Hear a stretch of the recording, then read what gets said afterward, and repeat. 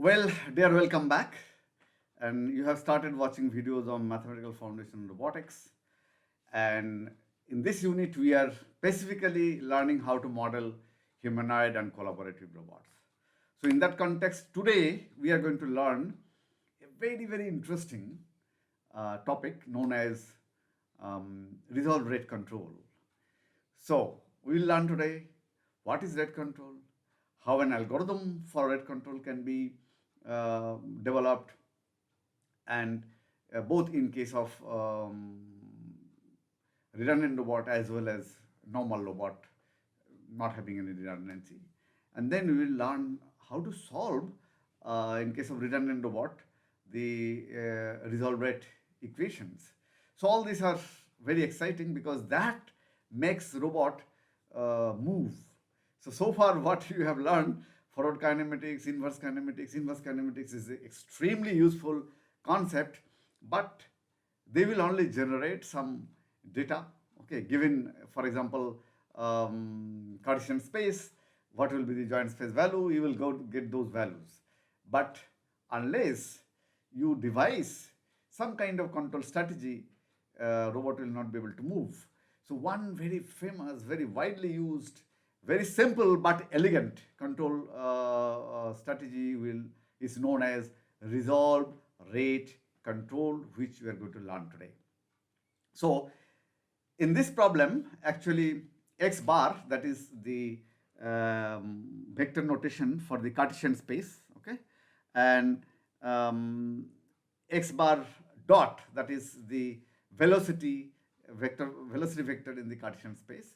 These are given in resolve rate control, okay, and resolve rate control tries to figure out the bunch of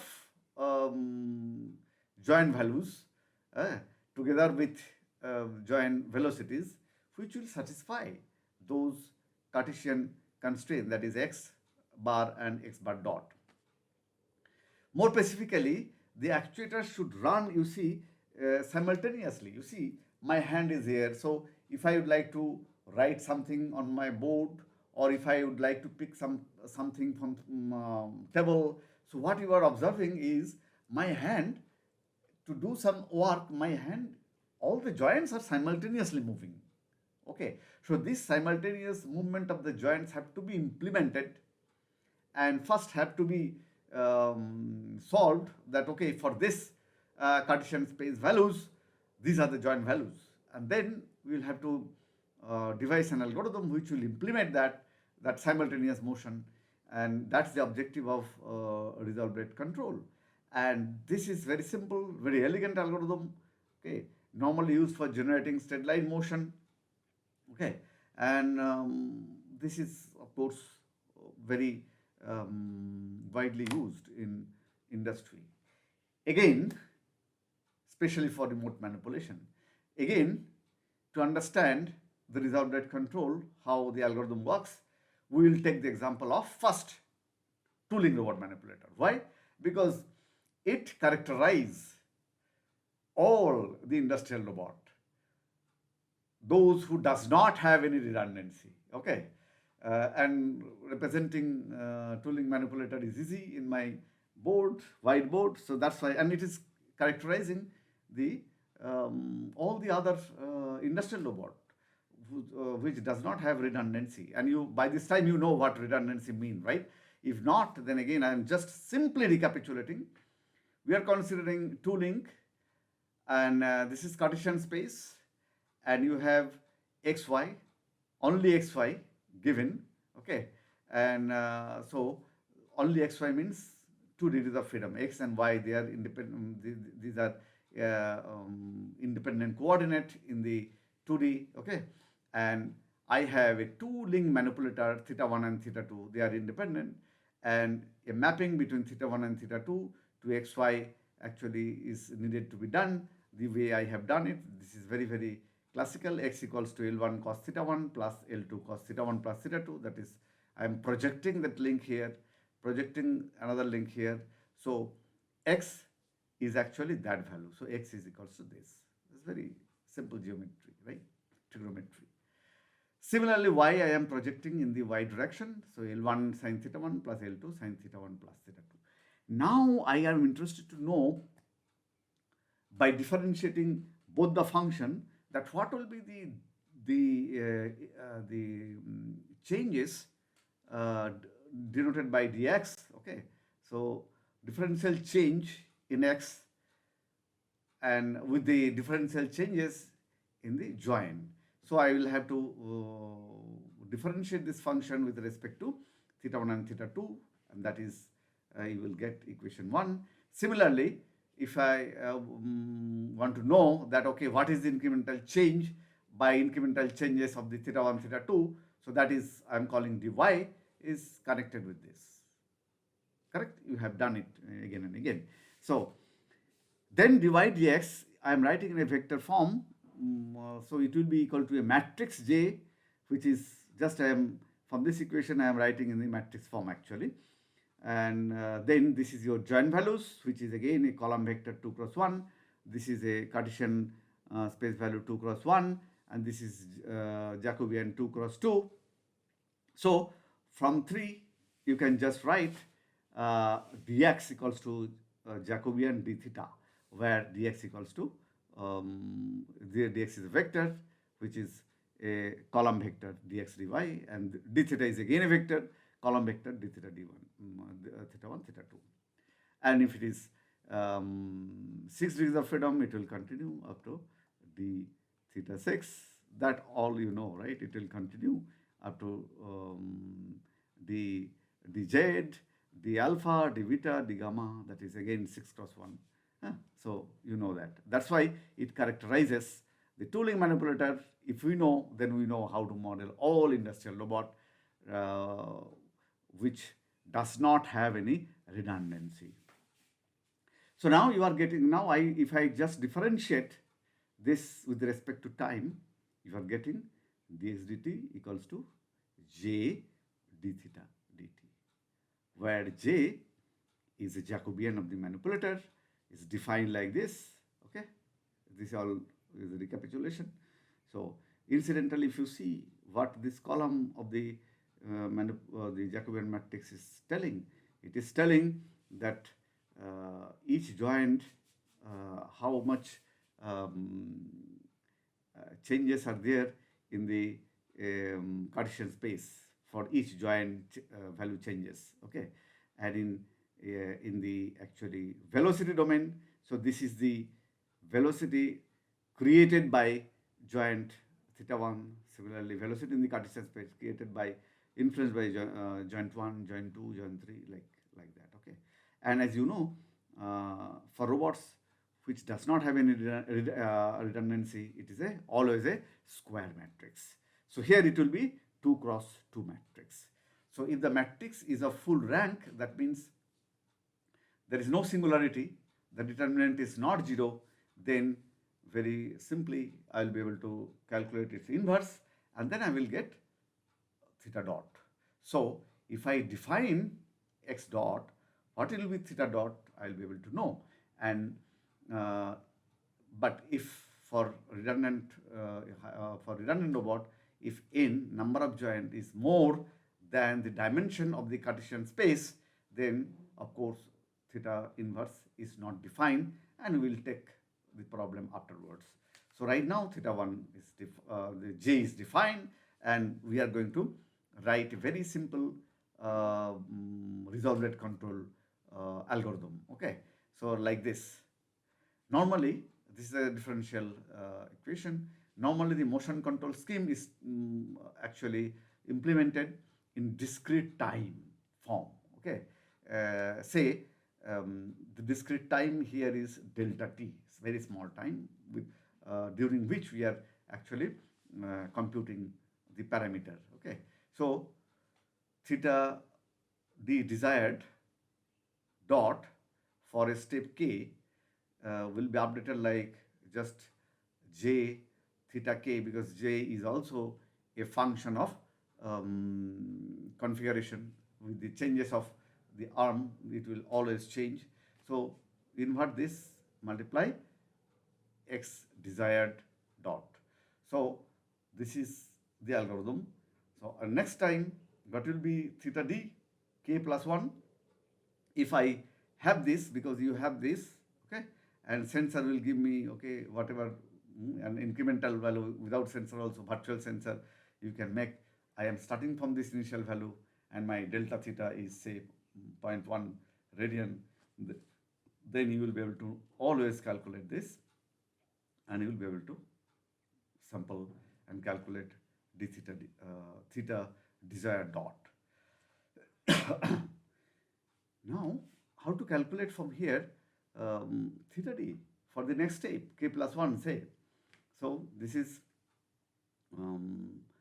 assigned the earlier theta d k value, okay, plus delta t times this. So, you calculate this, you multiply it by the discrete time, which is delta t, and then you are getting the theta d.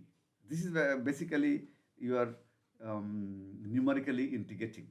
So even without conventional inverse kinematics, if you have a rate control algorithm, it will give you not only theta d desired, theta dot d desired, also it will give you theta desired. Okay. So this is the rate control algorithm. But one problem is, as you know, with all numerical integration, this problem is there, that very accurately you will not get, because it will take time, iterative way. In an iterative way, you are calculating theta 1, theta 2, and it may happen that there will be a drift. Drift means in the vicinity, it will be either a little bit more or less than theta 1, little bit more and less than theta 1. That is called drift. Okay. So this is a bad actually. So this drift can be eliminated by making a closed loop inverse kinematics algorithm, which I will also discuss maybe in the next class. But right now you are satisfied with this, that okay, using the same Jacobian matrix, both rate, joint velocity rate, as well as joint value I am getting. Okay, that means inverse kinematic solution and rate control solution you are getting. That's great. Okay. Now, so this is rate control for all industrial robot. Okay, tooling robot is a representative candidate for that. Now, we'd like to learn the same resolved rate motion control for humanoid and collaborative robot, and their representative here, as I am taking the example, this is a thrilling robot manipulator, okay, and it has been asked to move xy.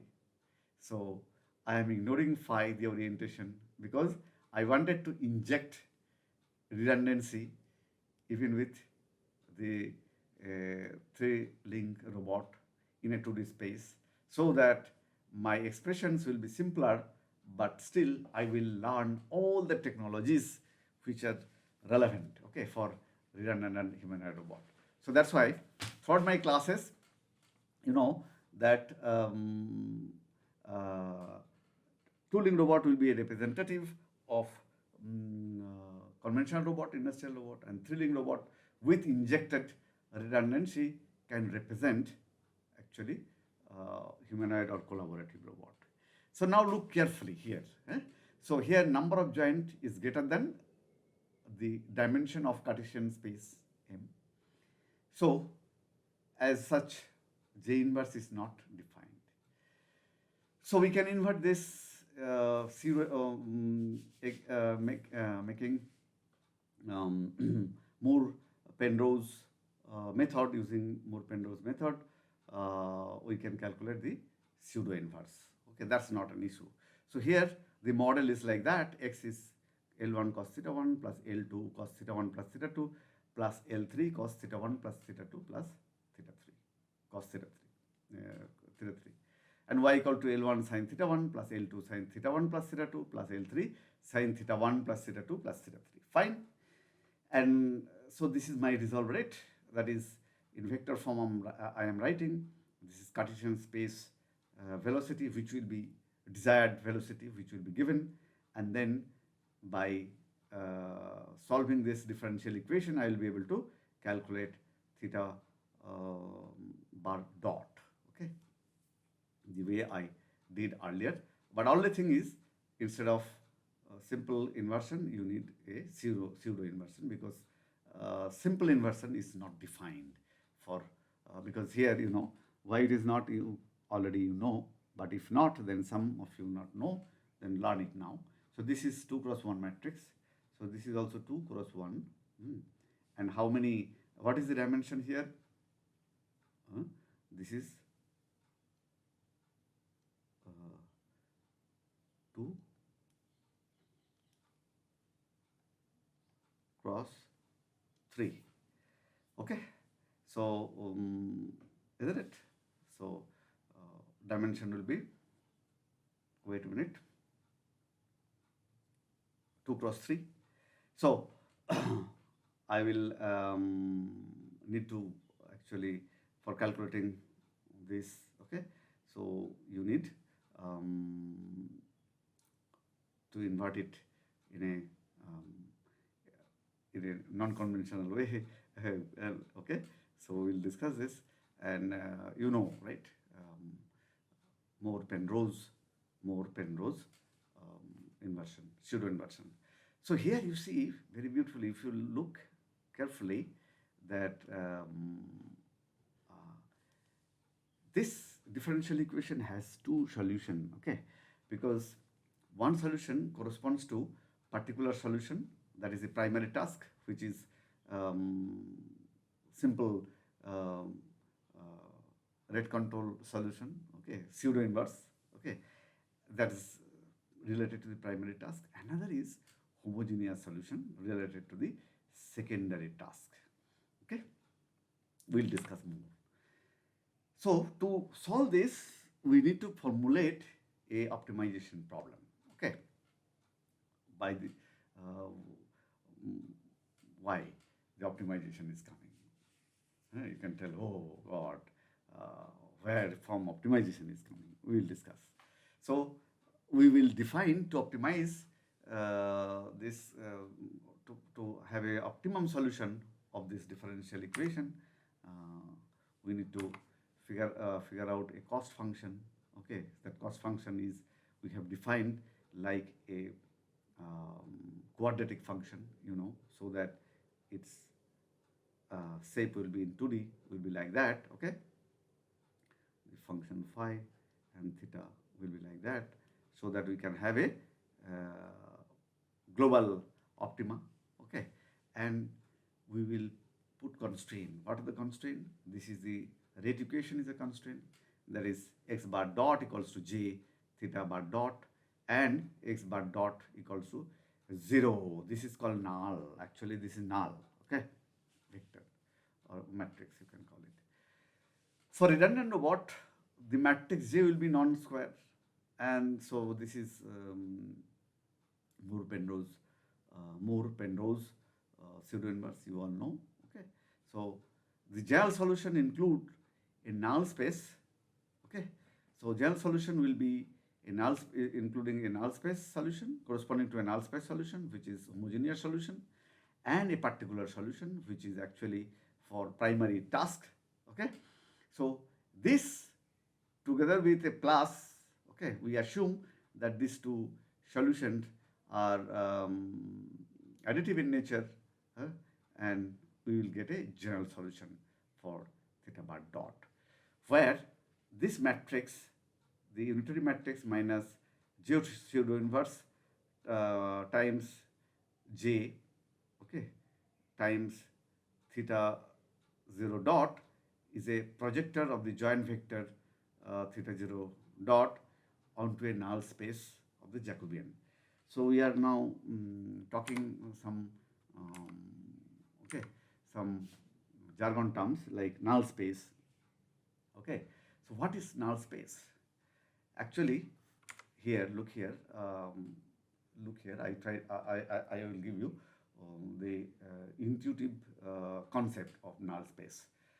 So here I have a you see, my hand has redundancy. means, you see, together with the finger, I have so many mobility, right? And null space of the of this joint is defined to be a space which consists of all the joint motion, keeping instantaneous Cartesian space motion 0. You see, to simulate that, I am putting this, holding this firmly. Okay, holding this firmly. Look here. Huh? This is I am holding. I will not allow it to move instantaneously. But even then, don't worry if it's not so conceptual thing has to be clearly understood. Even then, you see, my hand is moving, my joints are moving, but end effector motion I have fixed. That's why it is called null space. So null space contains all the possible joint motion for which the instantaneous Cartesian space motion is 0. That's why it's called null space. Concept is clear? Now, this null space, when we have, so we will have to utilize it. So it will not be good if you just consider this particular solution. Why you will utilize this null space solution? Because you see, null space will actually results from, as you know, redundancy. If I did not have the redundant joint, then there would not be any null space. But when I have put money and I have created more joints, I must utilize it. That's why my general solution must contain the null space solution also, which is here. And the solution details can be obtained from the paper 6. I am not telling you, but this is quadratic optimization problem, right? There are so many QP solver, so solution is very straightforward, but it will take some steps. You can use Lagrangian multiplier method also, and there are some other methods, but very popular is Lagrangian multiplier method, and some other classes I may also discuss, right? So, but somehow you know that this is the solution, it has come. You can see the reference, and this reference contains several other paper where actually you will get detail about the, but this is easy, straightforward. So knowing the null space, I will tell you what is the role the homogeneous solution plays here. Now, see, each joint, as you know, is a hardware robot. They have joint limitation. That means each joint cannot rotate from 0 to 360. So each joint has some minimum range, maximum range, and within that only it can rotate. Okay, if you try to cross that limit, then joint will be broken. So in the null space, we can exploit null space, which carries corresponding to an instantaneous 0 velocity in the Cartesian space, which carries all the joint motion. And suppose one joint somehow is saturated. This is called null space saturation. Okay, so we are getting some jargon term.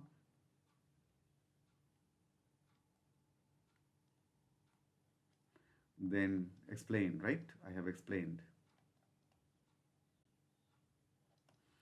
Then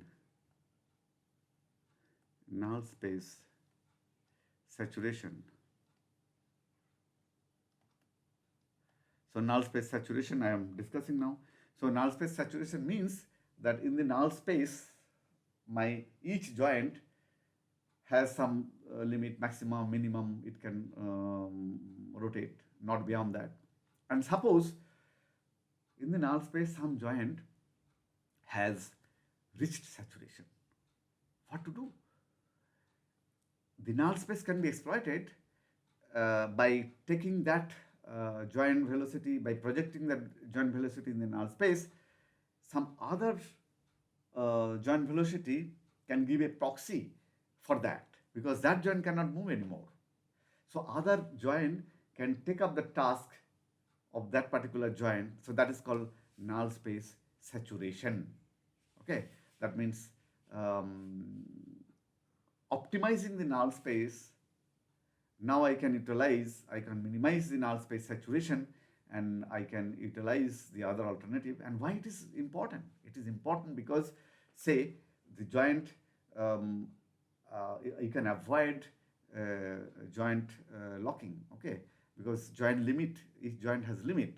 So even if joint has limit, some other joint um, can be utilized for resolved rate control. Not only that, and if within the motion, if some small obstacle is there, then my other joint can actually avoid that obstacle. So there are two kind of obstacle: joint space obstacle, which is actually null space, characterized by null space saturation. That can be actually controlled to some extent. That's why we have kept homogeneous solution also in this general solution of the null space. So we'll discuss more about, so once you have a null space, if you have understood it intuitively, then in my next lecture, I will tell you how to optimize the null space. And our objective is what? That to do our work, to make our required Cartesian space velocity, okay, utilizing the optimum null space, right? Now, as you know, even if the particular solution gives you open loop solution for joint rate together with homogeneous solution, even then, like earlier, okay, here the drift will be there because it's a numerical solution. So what we need to do? We need to put a closed loop control.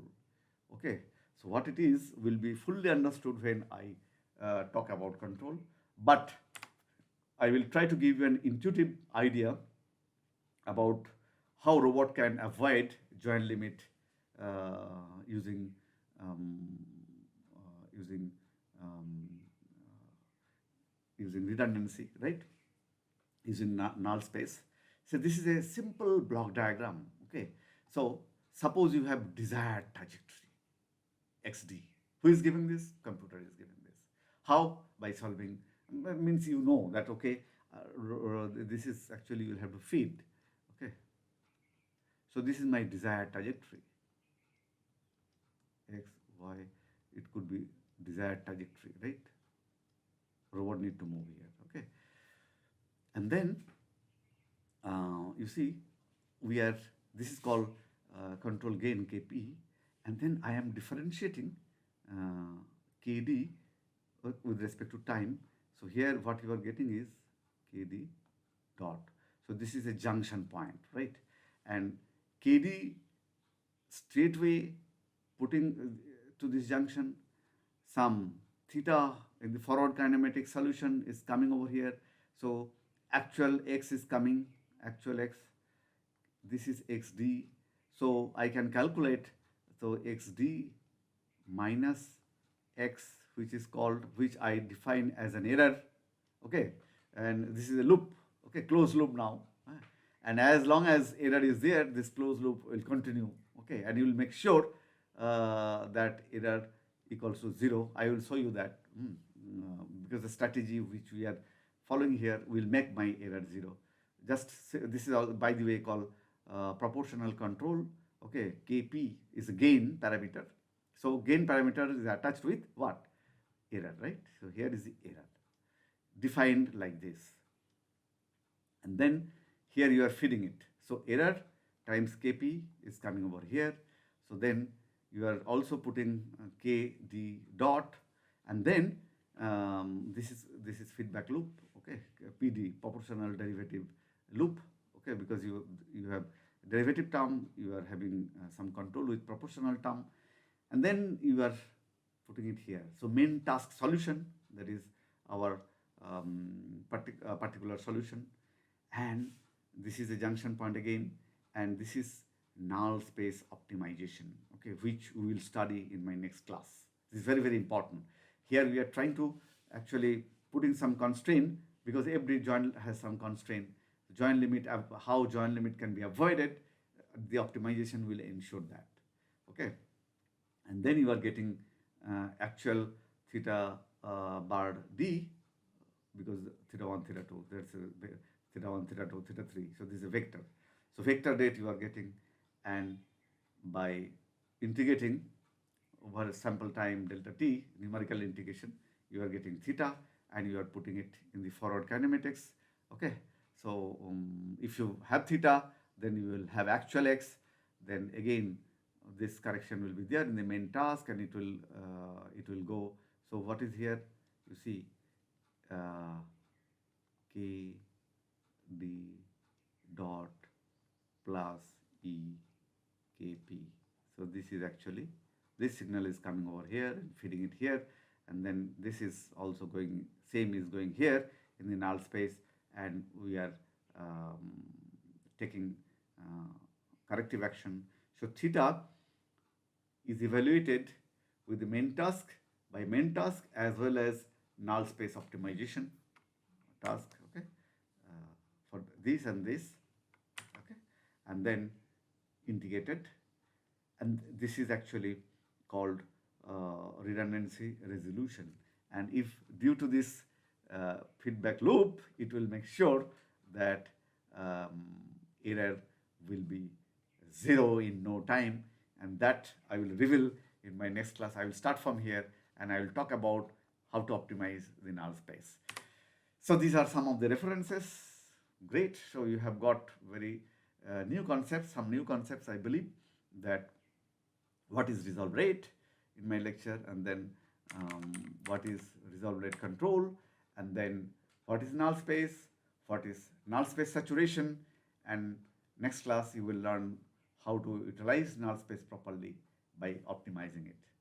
Till then, stay tuned and have a nice day. Bye bye. Stay safe.